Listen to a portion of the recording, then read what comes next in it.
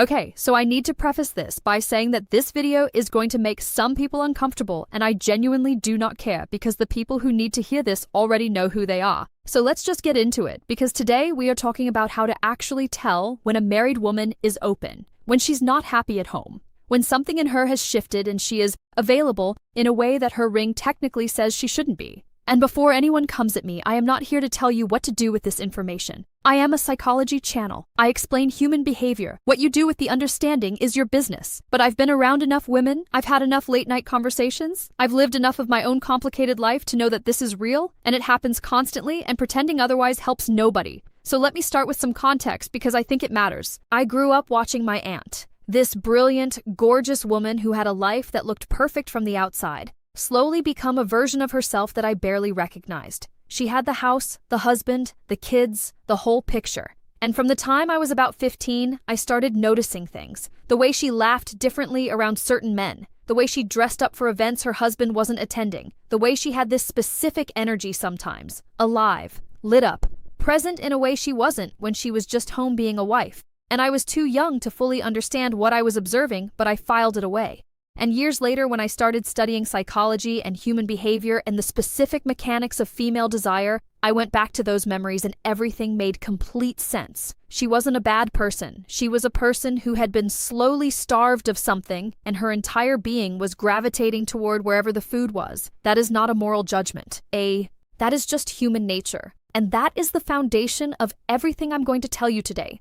When a woman is not getting what she needs at home, her entire psychology reorients. Her body reorients. Her attention reorients. And it shows up in ways that are specific and readable if you know what you're looking for. So, let's get into the actual signs, and I'm going to go deep on each one because surface level stuff is useless. The first thing, and this is the one that I think is the most telling because it is so unconscious, is that she starts investing in how she looks in a way that has nothing to do with her husband. Now, women always care about their appearance to varying degrees. That's not what I'm talking about. I'm talking about a specific shift, a new energy around it. She starts working out with a focus that feels personal and almost urgent. She buys new clothes that are a little more deliberate. She does her hair differently. She pays attention to how she smells. And the key detail is that this investment is not happening for the person she goes home to. You can tell because she is doing it when she knows she's going to see certain people, when she's going somewhere specific, when she's going to be around someone who makes her feel seen in a way she's been missing. I had a friend, married, 3 years in, the shine had completely worn off her relationship by year 2,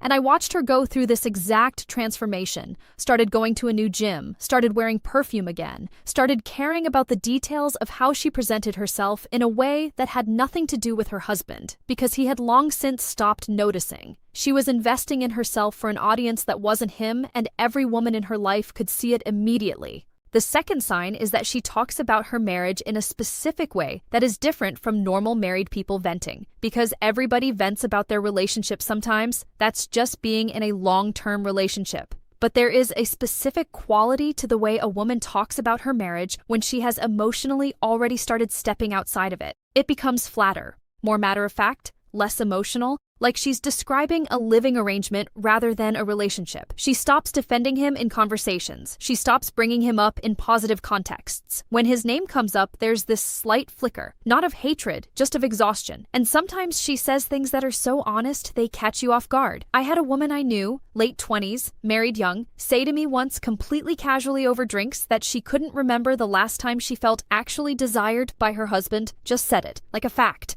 Like she had already processed the grief of it and was just reporting information now. That flatness, that matter-of-fact quality, that is a woman who has emotionally untethered from her marriage, even if she hasn't physically gone anywhere yet. The third sign, and this is a big one, is the quality of her attention toward you specifically. When a married woman who is open starts focusing on someone she's attracted to, her attention has this specific quality to it that is different from normal friendliness. She remembers everything you say. She asks follow-up questions that show she was actually tracking what you told her last time. She finds reasons to be in your orbit, at the party, at the event, in the work environment, wherever the overlap is. She texts about things that didn't strictly require a text. She responds faster than the situation warrants. And there is this particular quality to how she looks at you, like she is paying attention to you in a way that has weight and intention behind it. Not just polite social attention, Specific, focused, you in particular attention. I cannot overstate how noticeable this is once you've experienced it. There is a married woman I knew years ago. This was before I fully understood what I was observing, who used to give me this kind of attention, and I always felt it, but couldn't name it. Every time I was in the room, she oriented toward me. Every time I said something, she responded like it was the most interesting thing she'd heard all day. I was young and oblivious, but I understand now exactly what that energy was, and it was not casual. The fourth sign is physical availability, the way she manages or dissolves physical distance between you. This is body language at a very specific level. A woman who is closed, happily married, not looking, not available, maintains a certain physical distance from men she's around. It's unconscious, but it's consistent. She doesn't let contact linger. She doesn't find reasons to be physically close. She keeps the appropriate amount of space that says, I am comfortable around you, but I am not available. A woman who is open does the opposite. She closes distance in small incremental ways. She touches your arm when she's making a point. She sits closer than the room requires. She lets contact happen and does not immediately reset the space. She leans in. She finds reasons for her hand to land somewhere. I'm thinking about a specific situation. This was a few years ago. Someone in my extended social circle, absolutely stunning, unhappily married in a way that everyone around her knew. And I watched her interact with men she was neutral about versus men she was drawn to, and the physical difference was remarkable. With neutral people, she was warm but contained. With someone she was attracted to, her entire physicality changed. She took up less personal space in a way that put her closer to them. She found reasons for incidental contact constantly. Her body was doing what her words weren't saying. Fifth, she starts having conversations with you that have a layer underneath them. And I want to describe this carefully because it's subtle, but once you feel it, you cannot unfeel it. There is the surface conversation, the normal, appropriate, explainable conversation. And then there is the undercurrent, the thing that both people can feel, but that neither has named yet. She asks about your dating life in a way that feels personal. She makes comments about what she finds attractive and holds eye contact when she says it. She talks about what's missing in her life with this openness that is technically vulnerable, but also feels like an invitation. She says things that have two meanings and then watches to see how you receive it. I had a conversation once with a woman, married, visibly unhappy, incredibly intelligent, where we spent an entire dinner talking about completely normal things on the surface, while underneath it there was this whole other conversation happening that neither of us acknowledged directly, but both of us were fully aware of. She said something near the end of the night, something about how she missed feeling like herself, and the way she said it while looking at me was the least subtle thing I have ever experienced. She was not talking about herself in a vacuum, she was talking about herself in relation to me, and we both knew it. Sixth, she manufactures alone time, and this is probably the most intentional signal on this entire list because it requires actual planning. In a group setting, she finds a reason for the two of you to step away. She engineers the conversation to end up private. She suggests something that happens to put you in the same place at the same time without other people around. She finds the reason to need your help with something. She extends the interaction past the point where it would have naturally ended. I know a woman, I'll be vague because she would absolutely recognize herself, who over the course of about 2 months found approximately 6 different completely plausible reasons to be alone with someone she was drawn to. Each one was explainable in isolation. Cumulatively, they formed a pattern that was entirely intentional. She was not being sneaky in a malicious sense. She was navigating desire within the constraints of a life she felt trapped in, and this is how it expressed itself. She needed proximity. She was creating proximity, and each manufactured moment was her testing whether the feeling was mutual. Seventh, she tells you things she says she doesn't tell anyone. This is intimacy-building behavior, and it is incredibly deliberate even when it feels spontaneous. When a woman starts sharing things with you that are outside the normal scope of your relationship, real things, vulnerable things, things about her marriage, her unhappiness, her desires, her private self, she is building a specific kind of bond. She is creating emotional intimacy that is separate from her marriage and that exists specifically between the two of you.